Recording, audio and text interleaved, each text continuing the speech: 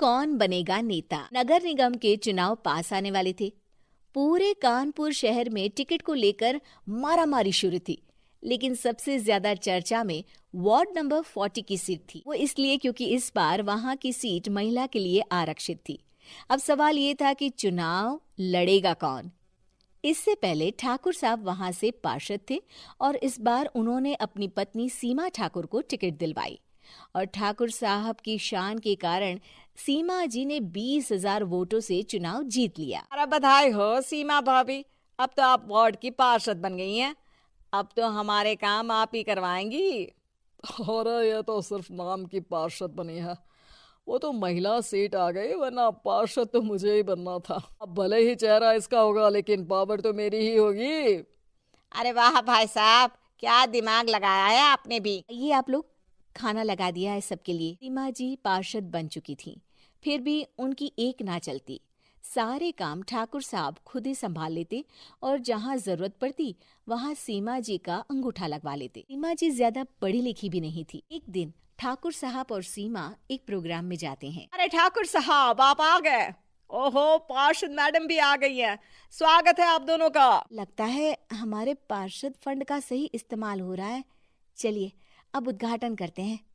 ये लीजिए ठाकुर साहब कैची, आप ही सबसे पहले प्रवेश कीजिए। सब लोग आगे निकल जाते हैं और सीमा जी पार्षद होने के बावजूद भी पीछे खड़ी रह जाती हैं।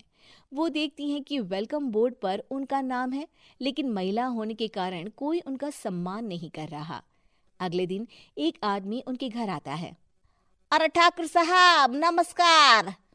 कल ना हम नोटिस किए कि हमारा घर तो अवैध है और नगर निगम वाले उसे तोड़ने आ रहे हैं। अरे कुछ कीजिए ना ठाकुर साहब। देखो भाई, मैं तो ज्यादा कुछ कर नहीं सकता, पर अगर तुम सबकी जेब गर्म कर दो तो कुछ हो सकता है। कुल मिलाकर 4 लाख लगेंगे। 4 लाख ठाकुर साहब? अरे भाई, मैं अपने लिए नहीं मांग रहा हूँ। दरोगा है, इंजीनियर बाबू है, बड़े साहब है, सबको देना पड़ता है ना थोड़ा थोड़ा। बोलो है मंजूर? अभी वहाँ अचानक सीमा जी आ जाती हैं। अरे ये आप क्या कर रहे हैं? पहले इन्हीं लोगों से तो आपने वोट मांगे, अब इनसे ही पैसे ले रहे हो। अरे चुप रहो तुम, तुम्हारा काम है सिर्फ अंगूठा लगाना, तुम वही किया करो। मुझे दूसरे काम तुम मत सिखाओ, समझी? और तुम ना जाओ, अब पैसे लेकर आओ, वरना जेसीबी किसी भी वक्त आती होगी। सब कुछ ऐसे ही चलते रहता है। एक दिन सीमा जी और ठाकुर साहब को एक लोकल मीटिंग में बुलाया जाता है। वहाँ पर कई और अधिकारी लोग भी मौजूद रहते हैं। अब मैं चाहूंगा कि ठाकुर साहब हमारे बीच 2 शब्द कहें। मेरे प्यारे भाइयों और बहनों, आज मेरा सौभाग्य है कि मैं आप सबकी सेवा दिन रात कर पा रहा हूँ। आपने मेरी पत्नी को भारी मतों से जिताया है, इसलिए मैं आप सभी का शुक्रगुजार हूँ।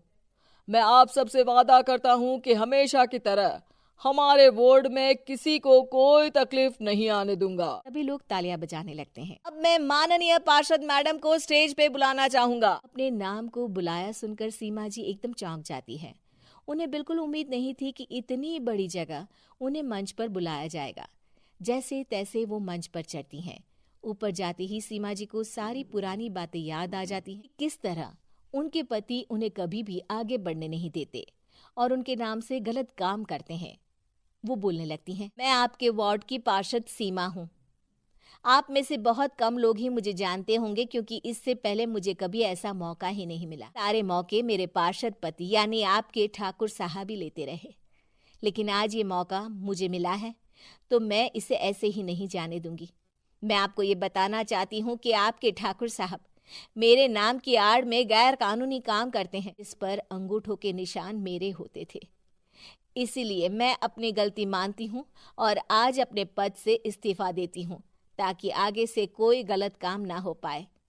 अब फैसला आप सबके हाथ में है कि आप हमें क्या सजा देना चाहते हैं। सीमा जी की बातें सुनकर ठाकुर साहब के चेहरे का रंग उड़ जाता है और वो शर्म से मुंह नीचा करके वहां से चले जाते हैं और पद से इस्तीफा देकर ही सही